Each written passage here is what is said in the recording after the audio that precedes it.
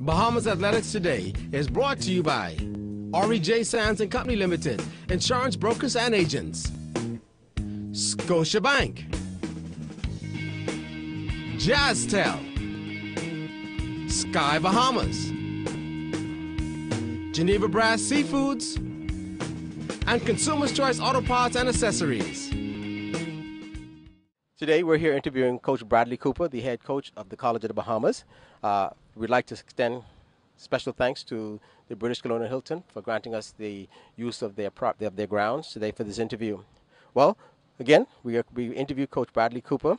He's a graduate of C.C. Sweeting Senior High and a proud member of the 1974-75 Championship Volleyball and Track team. He was named the most outstanding all-around student of academic and sports upon graduating in 1975. He later was recruited by Miami-Dade Community College for track and field, where he obtained an associate's degree, and later recruited by Florida State University, where he obtained a Bachelor of Science degree in physical education and a minor in leisure recreation. Since graduating in 1980, he has done numerous certificate and various courses, and also touching in on wellness coordination also. So today we interview Coach Bradley Cooper. And Coach Cooper, good afternoon, and thank you for coming. Good afternoon to you. Now, before we get started, and we look at you being one of the lecturers at the upcoming conference this weekend, have you been doing much speaking engagements? Yes, I've been doing a lot of speaking engagements in wellness and things like diabetes, and this is actually my first one in dealing with track and field. I've done one or two earlier in my career, like about 15, 20 years ago with the Bahamas Coaches Association was first formed.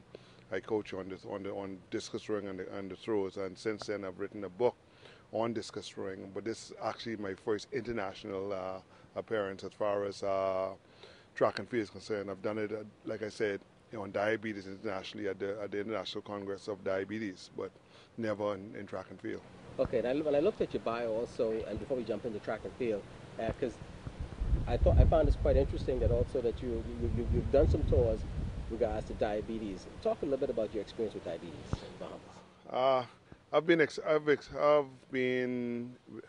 I've had diabetes now.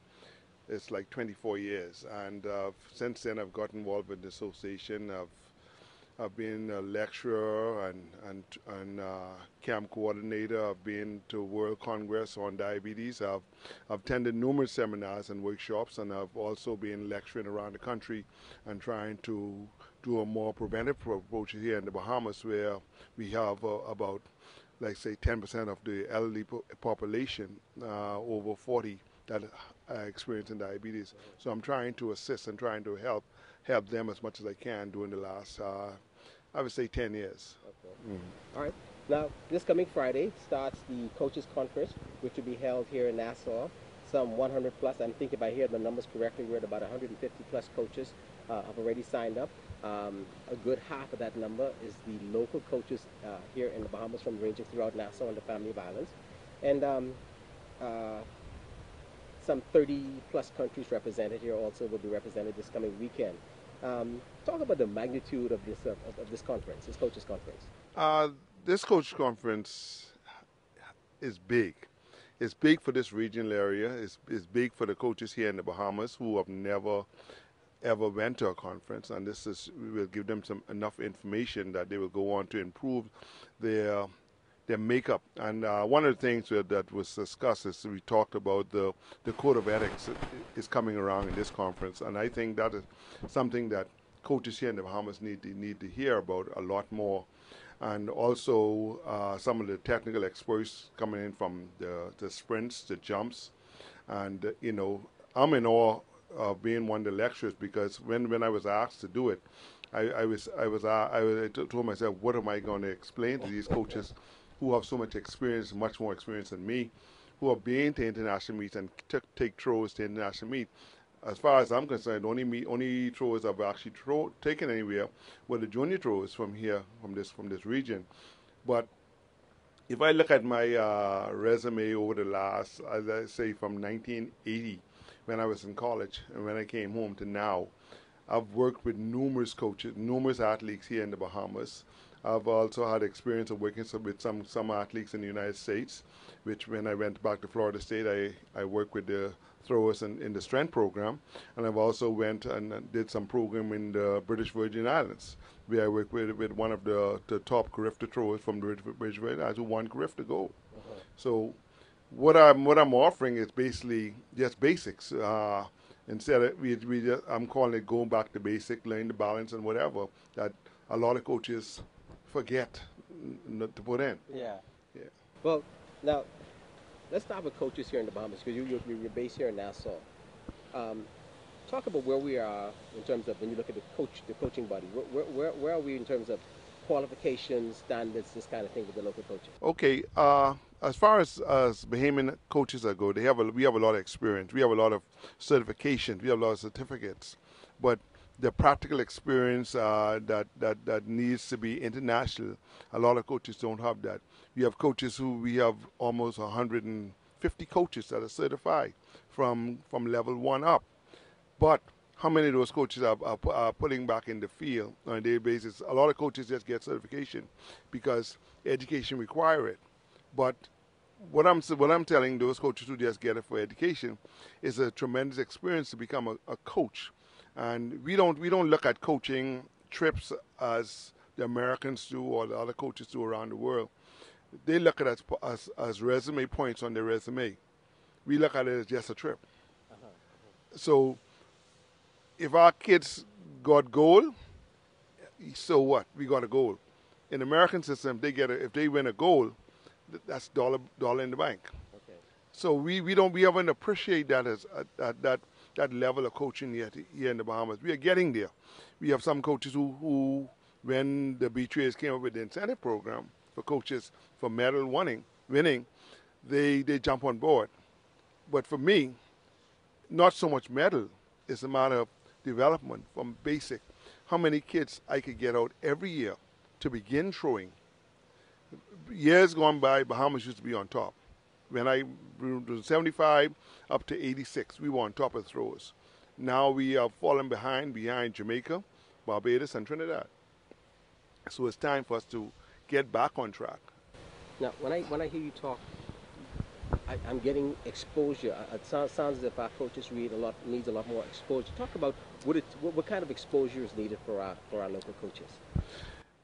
We need all coaches exposed, okay? Not just the 1-2 coaches or the three or four coaches that we send to meets every year. The same meets they get to go to the big meet. We need to mingle the coaches who don't have the experience with the experienced coaches, so that everybody benefit, everybody learn, everybody can know how to go to Olympics and set up the team a night before. Everyone could go to World Championship and set up the team before. We have a lot of coaches who could handle the junior program, but a lot of coaches don't know how to work with seniors. And it's two different type of coaching altogether. The juniors need babysitting. The seniors don't.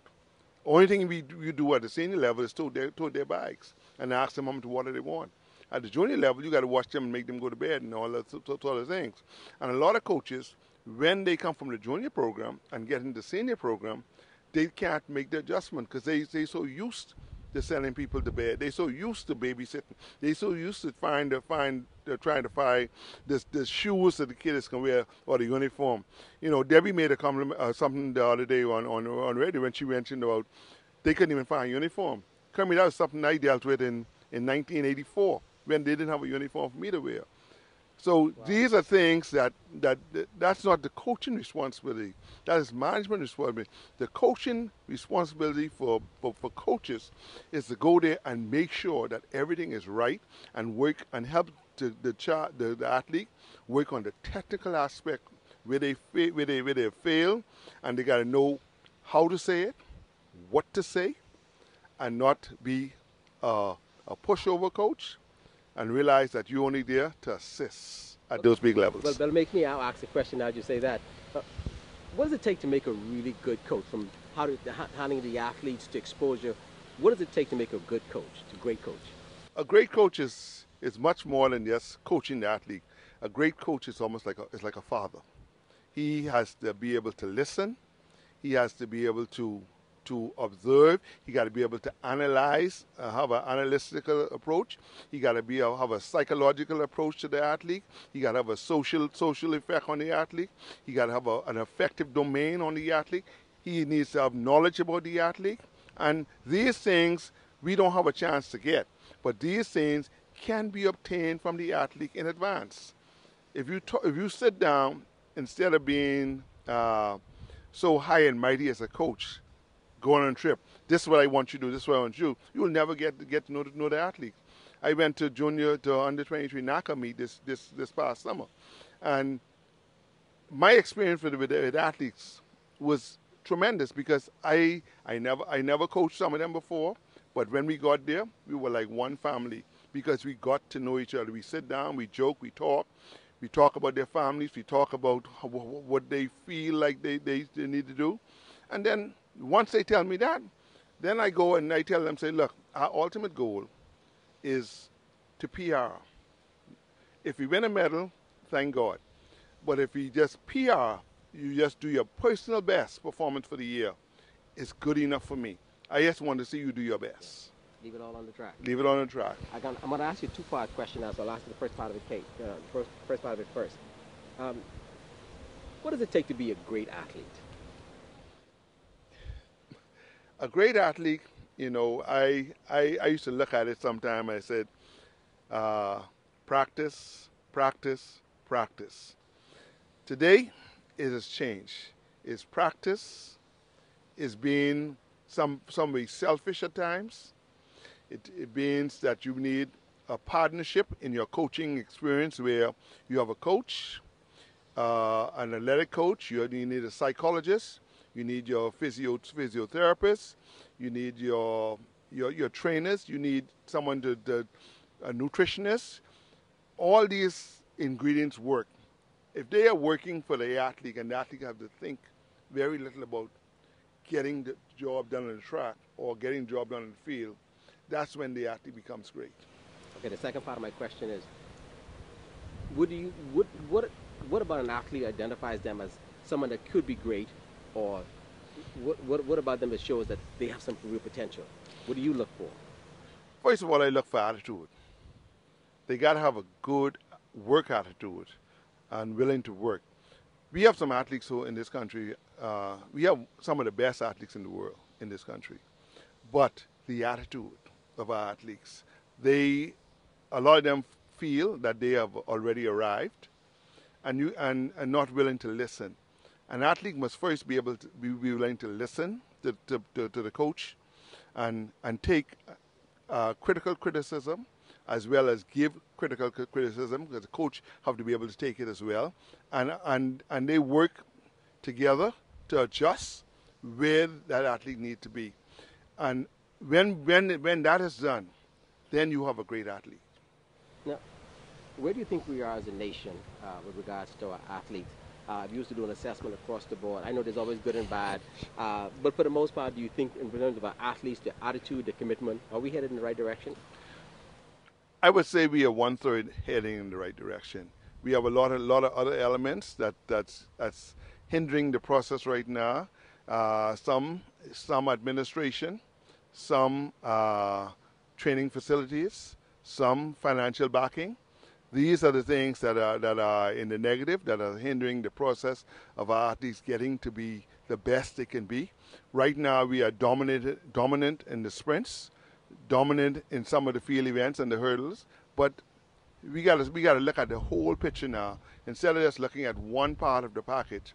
Track and field is not one event. Track and field has close to 25 events, and we have not in this country capitalized on all our events.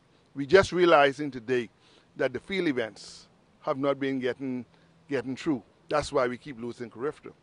The sprints is there, but the field events are being left behind. That was going to be my next question to you, because you started out at the beginning of it saying at one point we used to win Carifta.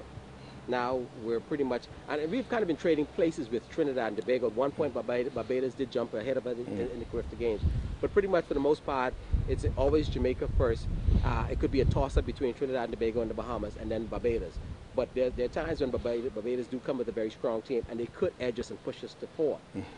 With that said, what do you think we need to do now? We host the 2013 Carifta Games next year. We will the good Lord, we will be hosting it.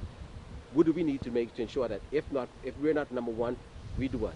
Darn good representation to show that we could be number 1. We need to look at our recruitment process first of all. In the family of islands that we have here, we have a number of kids in the family island who are far better than some in Nassau. But we have not tapped into it. We have not gone out there and bring them to Nassau or go out there and see what they could do. If you look down at Auckland's Crooked Island, we never reached there. Only one time we've been down there is when we brought in Gabrielle, the shot putter. When we went to Andres, we brought in the shot putter from Andres, and we had a javelin thrower out of South Andres. Okay, Grand Bahama always brings the sprint for us, but now we need to look at throwers. We need to look at jumpers. Elutra has a girl, the girl that she's now at St. Augustine's. I heard that she's a sprinter. Came on. No, but they saw it. I saw her 2 years ago. I saw her run in Lutra 2 years ago when she beat up everybody in the area. But I didn't know she was a good shot putter when she came and she threw over 12 meters in the shot. Okay, these are the people in the family island. We have a number of them. I have a girl from Elutra now, Kendira Battle. She's from Elutra. I just brought in Denisha Baggett from Andres, a high jumper. There's a lot of more talent in the family island, but we keep basing our Carifta team, Nassau, Grand Bahama, Elutra. That's our team.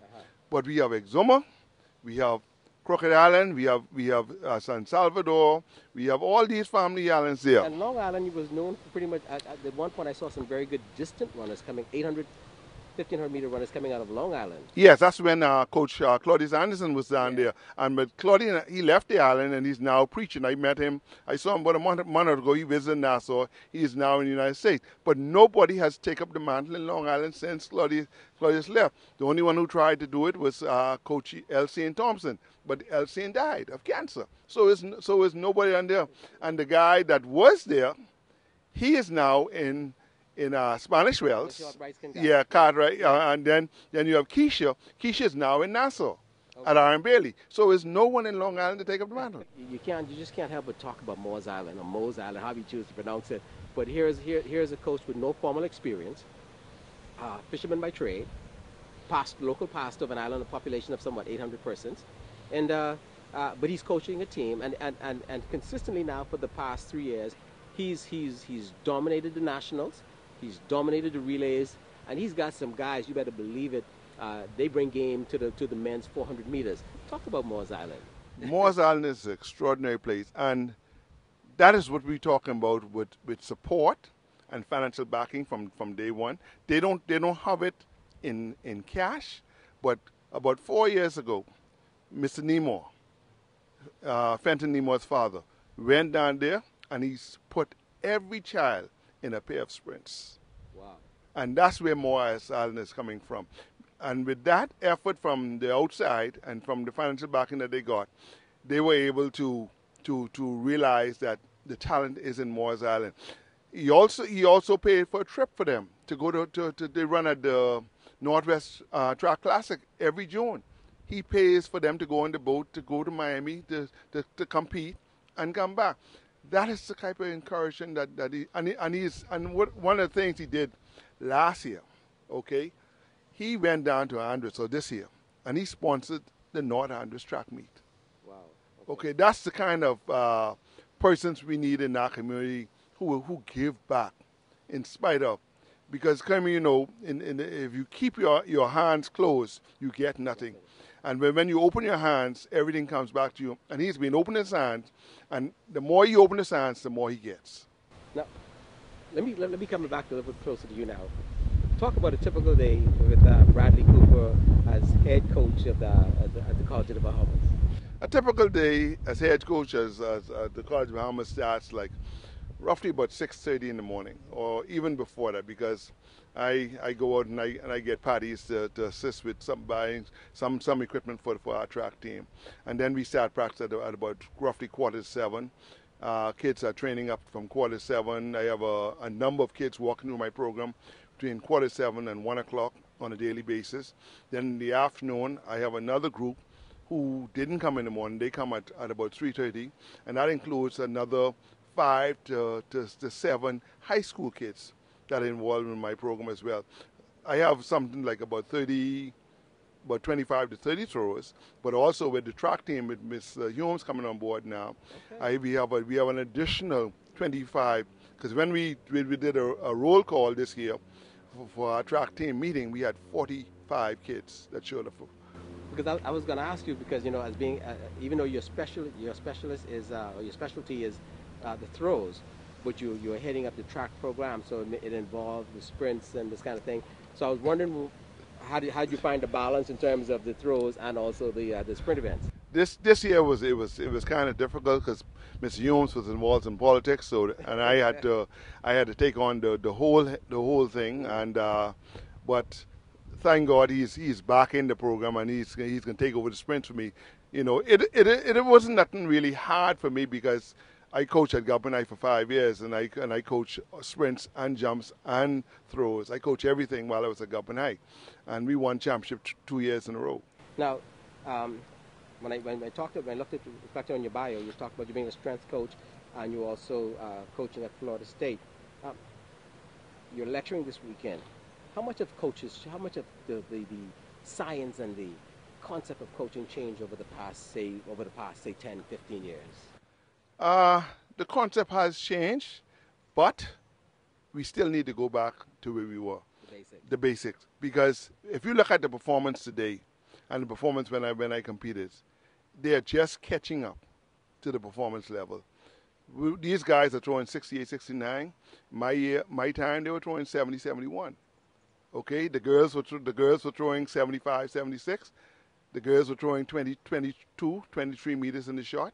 These girls are just begin to throw 21, 22.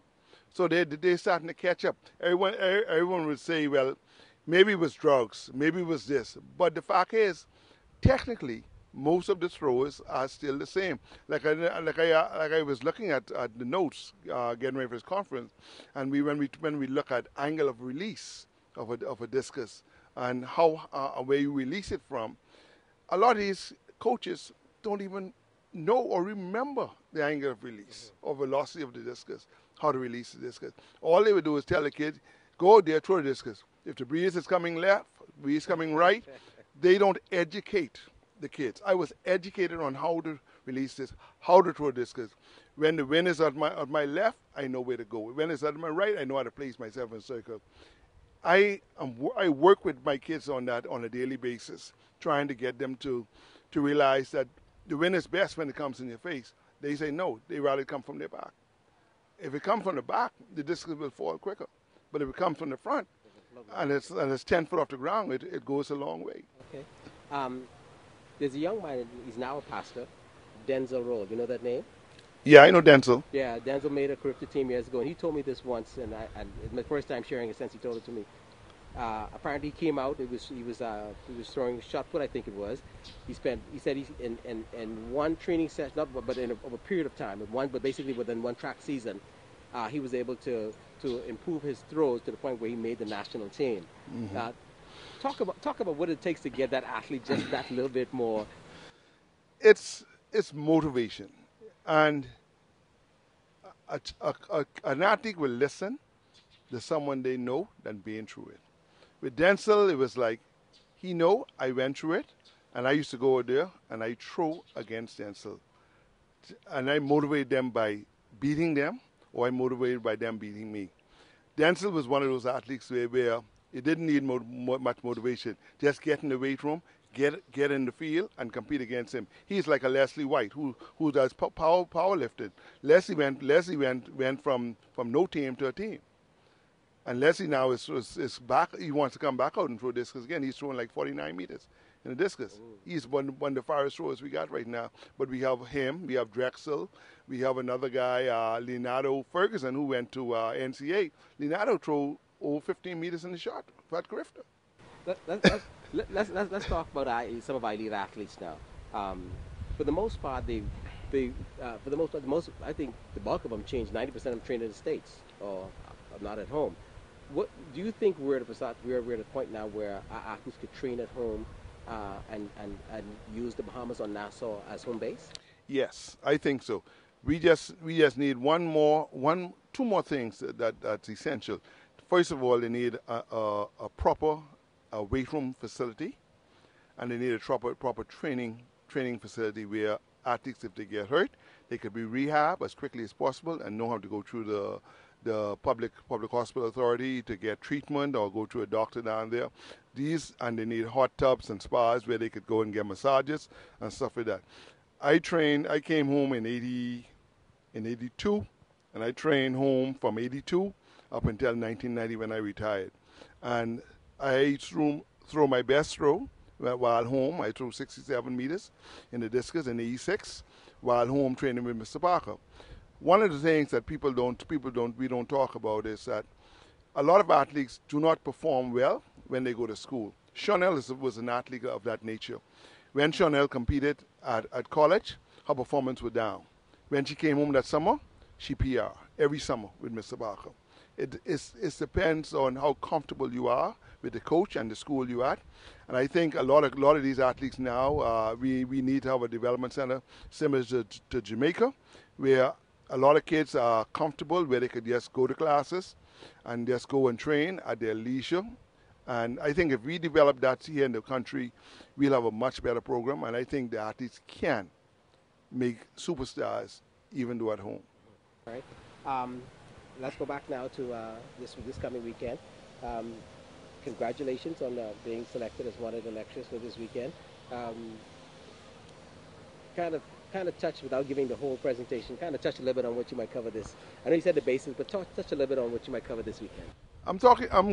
We're going through the things like position in the circle, training apparatus like the inner tube, the kettlebell, and the weightlifting aspect of it, and also we're looking at probably the training strategies of you're talking about the planning for the year. When you plan for 7 days, when you plan for 3 months, and then you plan for the whole year, and you being able to watch the progress of an athlete from a year, and then you put a chart down to where the athlete has been progressing over the last 4 years, because a lot of athletes come in and believe that they could be a superstar the first year. I always tell my athletes when they come in, it's going to take you 3 years just to get it down. The first year is play, the second year is a little more intensity, and the last year is full fundamentals and technique. I interviewed Levan Sands earlier this week, and basically talked about the same experience also. He said his first Olympic he didn't medal. But going into his second Olympics, he was more focused and prepared. So yeah, through life. Yeah, it's that psychological aspect that we haven't really captured here in this country. And once we could capture that with our athletes and focus them, I got to compliment Shanae Miller. She's focused. Anthony Strawn, they're focused. And for young people at that age to be that focused, they'll be congratulated. Okay. Well, now I just start calling names. I'm going to ask you the same question I asked Levan Sands. Are there any athletes that you personally watching right now that like, wow, they really got your attention and you just can't help but pay attention to them? I'm watching all. I'm watching all because, like I said, they said got me in the junior program, and I'm watching my junior athletes come abreast, like the Anthony Strawn, the Shanae Miller. I'm even looking on how far Stephen has come. I know Stephen was like 6-7 years old, and he's come a long way. And then for our senior athletes, I'm looking at Shaniqua. I'm looking at Amara Jones. I'm watching them because I think they have not really tapped into their fullest potential as yet. I think in the next year or so, we can see the best. All right. Yeah. All right. Well, today we spoke with Bradley Cooper, again head coach at the College of the Bahamas, and also be lecturing this afternoon or this weekend at the NACA Coaches Conference. And so, Coach Cooper, we thank you for spending time with Bahamas Athletics. Thank you.